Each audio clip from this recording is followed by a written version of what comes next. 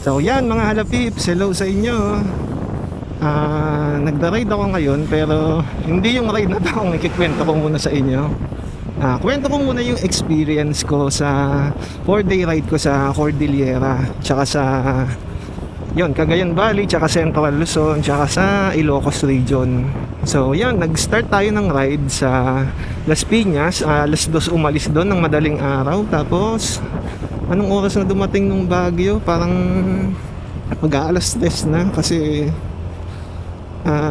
napagod ako, kaya kailangan ko na magpahinga nun. Kaya nga naghanap ako ng matutulugan dun sa Urdaneta yata ako nakahanap nun ng tagti 300 pesos na budget hotel, budget lodge ba yung tawag dun ngayon. So yun, nakatulog naman ako kahit na yun nga, medyo tulad ng una ko nasabi, medyo karumal-dumal.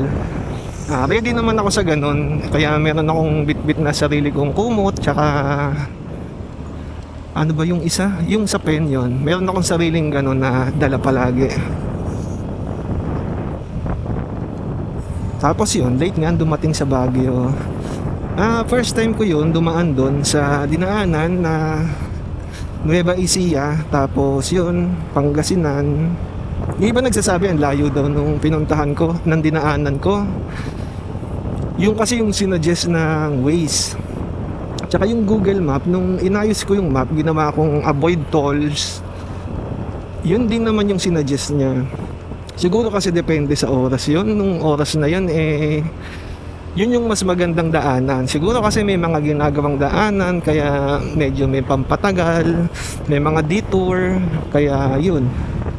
Kaya siguro doon ako pinadaan ng Waze.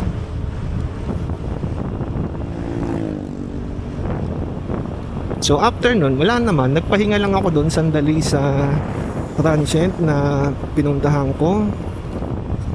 Tapos yun, post ko na lang dito kung saan yung transient na yun. Ang ganda oh. Ba yan? Ang ganda ng view.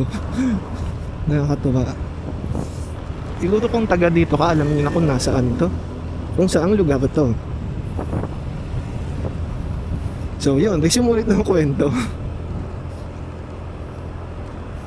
So yun lang, nung kinahapunan, mga isang oras lang yata after nun, after ko magpahinga, inayos ko lang yung gamit doon. Tapos yun, tinry ko lang na mamasyal. Gusto ko kasing mamasyal ulit doon sa Baguio. Hindi ko na tinarget yung mga may entrance kasi anong oras na, sandali na lang yung itatagal ko doon sa lugar na yun at magsasara na sila, kaya sayang lang din yung entrance. Tsaka yun nga, sinabi ko rin na wala ring pera. Walang budget para sa mga ganon-ganon. Kaya yun, sa mga libre lang, dun sa strawberry farm na nga lang yung napuntahan yun eh. Kasi anong oras na, tsaka pagdating din naman ng strawberry farm, halos sarado na rin lahat. Kasi nagpatagal din isa pa si Google, kasi san-san na naman ako pinadaan. Mas mabilis daw yung daan doon, kaso lang yun nga, nakakalito. O kaya may mga nakaharang sa daan, tulad nung parang junk shop yata yun, yung 2 beses kong nadaanan. Tapos yun, yung next day, yung day 2 naman, ay yun nga, yung papunta ng Atok. Dapat talaga hindi papuntang Atok yun, dapat pa La Union yun eh. Yun yung original na plan ko. Kaso lang, nung gabi na yun, nung unang araw ko doon, yung kinagabihan nun, nag-text yung kapatid ko, sabi niya magra-ride daw sila sa Dingalan sa Wednesday. Yun yung last day ko ng 4-day ride. Kaya yun, sumama ako. Sabi ko, sige, sasama ako. Tapos yun, in-adjust ko na lang yung ride ko. Imbis na mula Baguio mapupunta ng La Union, tapos paakyat ng Sagada. Tapos mula sa Sagada, ito, may truck. Wait lang ah.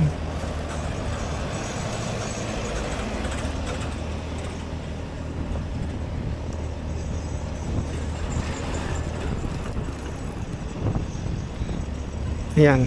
Tapos mula sa Sagada, Ang next ko is babalik na ako ng Baguio kasi isang araw ako dun sa Sagada mag-i-stay, tapos kinabukasan yung last day ko mula Sagada yun pa Baguio na, tapos pahinga konti, tapos pabalik na ng Maynila. Tapos yun, nag-iba nga lang kasi may ride nga yung kapatid ko na sabi ko sige sasama ako. Kaya yun, ang nangyari mula Baguio papunta ng Banawe, malayo-layo din yun, parang may git 100 parang 180 yata yun, parang yun yata ang ano ko, 150, 180. So yun yung layo ng Baguio hanggang sa Banawe na pinuntahan ko. Ang ganda dun, banda sa Atok tsaka sa Bugyas, talagang napakaganda ng mga view. Kaso nga lang ngayon nakakatakot banda sa Halsema Highway kasi yun nga, zigzag, tapos marami siyang mga sharp turns, tapos maraming mga steep na paakyat tsaka steep din na pababa. Kaya yun, nakadagdag siya sa takot pero sulit na sulit yun lahat sa ganda ng mga view na makikita mo. Tinandahan din yung second highest point, di ba? Ayun, maganda rin yung view doon, pero mas nagustuhan ko yung isa pa, yung hindi ko sure yung pangalan, yung basa doon, Amaguili, ganun. Ipopost ko na lang dito sa baba yung pangalan ng lugar na yun. Yan, lagay ko na lang. Hindi ko tanda talaga yung basa doon kasi parang kakaiba yung pangalan So yun, along Halsema, ang dami talagang magagandang view. Hindi siya nakakaantok nakaka-relax yung view. Kaso lang, nandun pa rin yung takot kasi ang daming bangin, halos bangin lahat. Pwedeng yung bangin may kita mo sa kaliwa, yung bangin pababa, or may kita mo naman yung sa kanan naman, may sa taas, bangin din yun, ikaw yung babagsakan, parang ganun. Tapos yung kinainan ko pala sa Atok, yung parang baboy yun, tapos may sabaw na parang bulalo yung labas niya. Yung una, tinanong ko yung presyo nung kinain ko. Pagkatapos ko kumain, tapos na akong kumain nun, sabi niya, parang 800. So ako nagulat ako kasi nagtitipid na nga ako, tapos ganun pa yung presyo, 800. Wala na akong magawa, nakakain na ako nun. Kaya yun, kukuha na ako ng pera nun. Tapos tinawag ako ni ate, sabi niya, ay sir, mali pala po yun, sa kabila yun, yung sa kabilang table yun. So parang 150 lang yung kinain ko. Kaya yun, nabunutan ako ng tinik. Lang, nakwento ko lang yun. Mga side story ang nangyari na yun. Tapos after ng Bugyas is yung Mountain Province na. Yun, ang ganda din dun sa Mountain Province. Yung unang bayan dun, yung sa Bauco. Yan, ang ganda dun. Tapos yung kinainan ko na restaurant dun, yung Lala Anita. Ang sarap ng pagkain, gulat ako, ang mura. Yung kinain ko na beef, ang daming beef, tsaka ng ampalaya. Beef ampalaya ba yun o beef broccoli? Hindi ko matandaan. Basta yun, parang pandalawang tao siya. Ang sarap. Tapos ang basa ko pa doon nung una, Lola Anita. So nung nakita ko, yung nireview ko yung video, nung ine-edit ko, nakahiya, Lala Anita pala yun.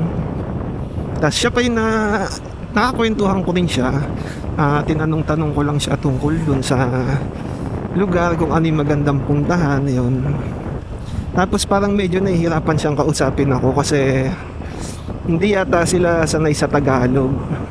Kasi iba yung salita sa kanila Kasi nung unang pagpasok ko dun sa restaurant na yun, may mga nagsasalita, may mga kausap din siyang kabataan doon na customer. Tapos yun, iba nga yung salita, kaya medyo nawi-weirdan ako. Kaya yun, palibasa, laki ako sa Maynila, kaya yun, hanggang English at Tagalog lang ako. Wala na akong alam na iba pang dialect or ibang language, maliban sa computer language. So ayun, medyo nawi-weirdan lang ako pag ganun. Hindi naman ako na yung napapaisip na gusto kong sabihin na English only please or Tagalog only please. Siyempre yun yung salita nila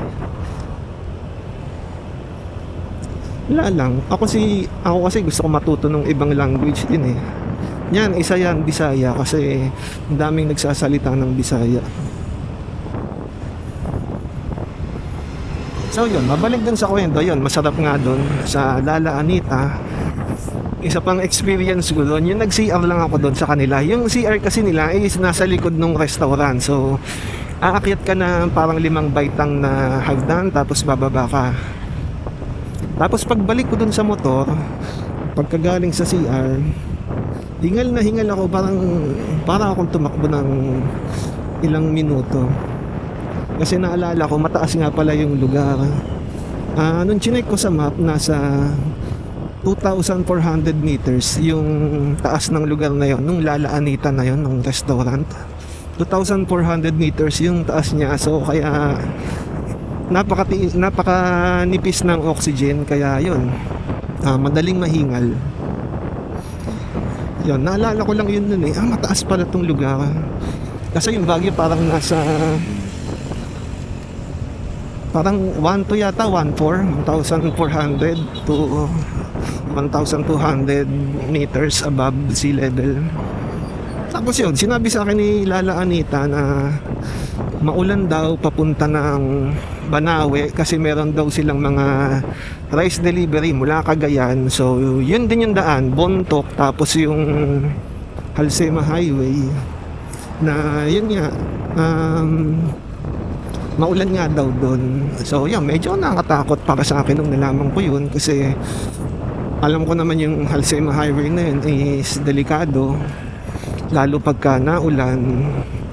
Ayun, pero tuloy yung ride. Kasi pag bumalik akong Baguio, yung Halsema rin yung dadaanan ko, ganun din. Yun, tuloy na, laban na lang hanggang Bontoc, Halsema Highway. Tapos yun, umulan nga bigla. Tapos wala kang masilungan kasi yun, puro bangin. Lalo nung lumakas yung ulan, nandun talaga ako sa parang, ano ba tawag sa ganun? Talagang bato, yung parang kasam yung itsura niya.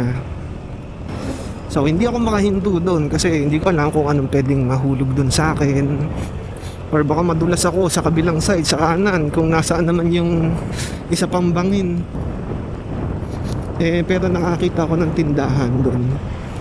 Kaya yun, nakapagpalit ako. Tapos yun, medyo nakakwentuhan din yung mga taga doon. Hindi ko alam bakit.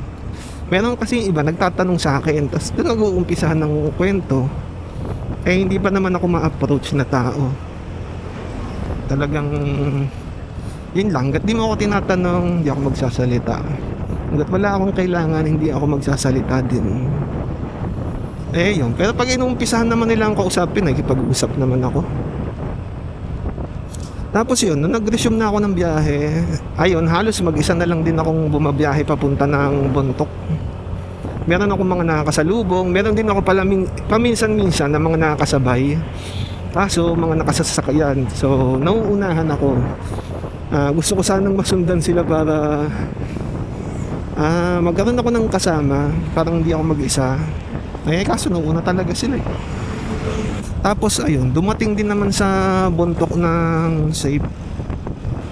After ng Bontoc is diretso naman sa, yun nga, sa Banawe. Yung kumanan na tayo dun sa papunta ng Banawe, Nueva Vizcaya na daanan. So yun, dun ako natakot sa daanan na yun kasi ang dami kong nakitang landslide. Kung makikita mo yung bundok sa kaliwa, makikita mo ang daming putik sa sahig. Tapos makikita mo yung parang tinapyas na bundok. Yung parang, alam mo yun, pag nagka-landslide, guguho yung bundok, mawawala yung kulay green ng mga damo, puno na nakalagay doon. Mapapalitan siya ng kulay brown. Tapos yun, makikita mo sa sahig, yun nga, ang daming putik. Tapos papapansin mo yung kalsada na parang nilinis. Maputik pa rin yung kalsada, pero makikita mo yung mga lupa sa kaliwat kanan ng side ng daanan. Andun yung mga putik, tsaka yung mga buhangin.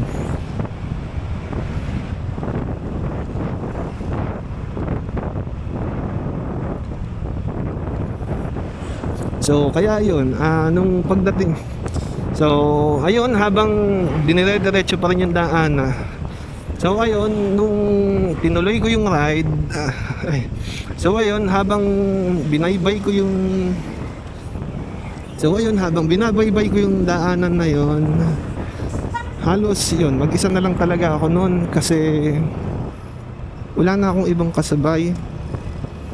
So ayun, nung dinire-diretso ko na ulit yung daanan, madami pa rin mga landslide na nadaanan.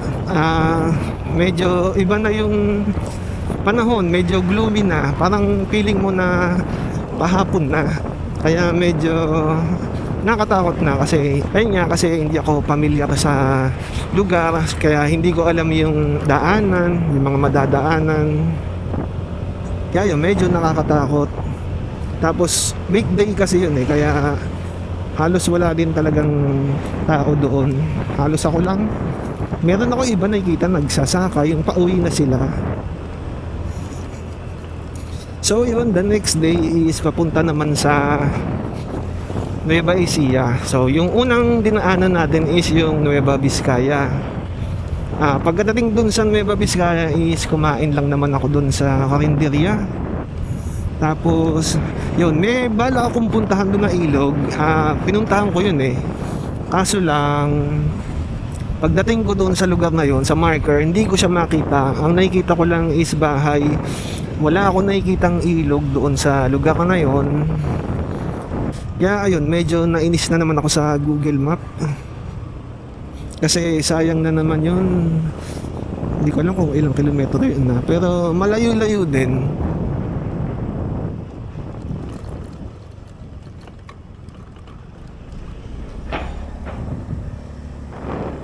Ang ganda Ayun, kaya nag-resume na lang ulit. Tapos yun, papunta na ng Dalton Pass. Pero syempre bago doon, yung nangyari nga na wala akong pampagas kasi puro kasi lang sila. Kasi first time ko lang naman dumaan sa mga lugar na yon, kaya hindi ko alam kung ginagamit na ba nila yung mga GCash or Maya. Yun, mukhang hindi pala. Yan, nagbilang-bilang lang ng barya, naka 200, naka puno pa rin naman ng tank.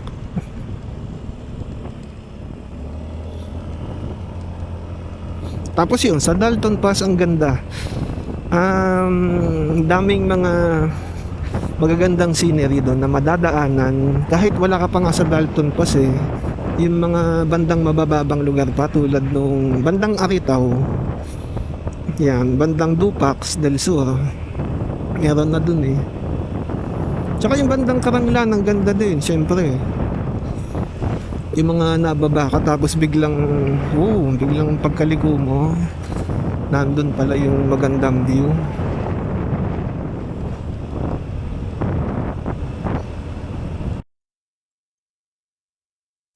Tapos yun, gabi na ako dumating sa Cabanatuan. Nag-check-in na lang ako dun sa Sogo para nandun na ako sa Cabanatuan para doon na lang kami magkikita ng kapatid ko.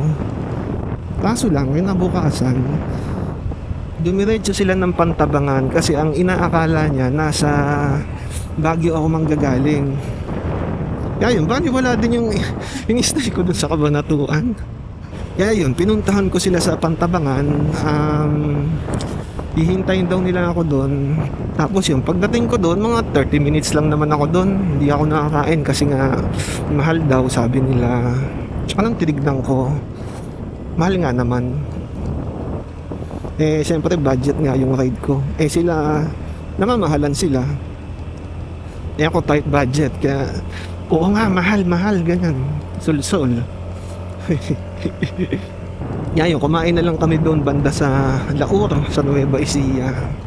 Tapos diretso na Dinggalan, magpunta doon sa may Mama Mary. Tapos yung sumunod na Tanawan Falls, yun, ang hirap talaga doon. Nakakapagod na bumaba. Siyempre mas problema yung, alam mo, yung pabalik, yung paakyat, maghahagdan ka, ang taas-taas, tapos may bitbit akong mabigat na backpack. Pero yung kinaya naman. Tapos yun, uwian na. Wala naman masyadong nangyari doon maliban sa ulan. Ayun pala, yung muntik na kaming mahuli doon sa sa bypass road. Kasi dire-diretso sila. Eh ako yung pangatlo sa grupo. Ang ini-exitan ko lagi doon is yung banda sa Pandi. Tapos, yun, ang ginagawa nung nasa unahan, dumire-diretso hanggang, alam mo may kita mo yung may mahabang guhit sa harap. Tapos, mai-realize mo, yun na pala yung toll plaza. Kaya yun, nag-U-turn kami noon. Hindi kami talaga nag-U-turn noon. Sa linya din namin mismo, doon kami nag-U-turn. Parang nag-counterflow na kami. Tapos, meron pa dong HPG. Buti nga, hindi kami nahuli talaga. Oh, ang ganda, oh. Oh, ang tarik. Kaya yan ipake, oh. Siyempre,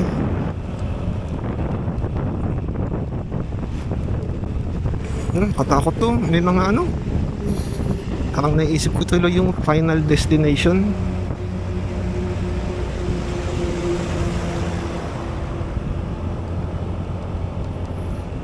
Yan, wala na yung truck.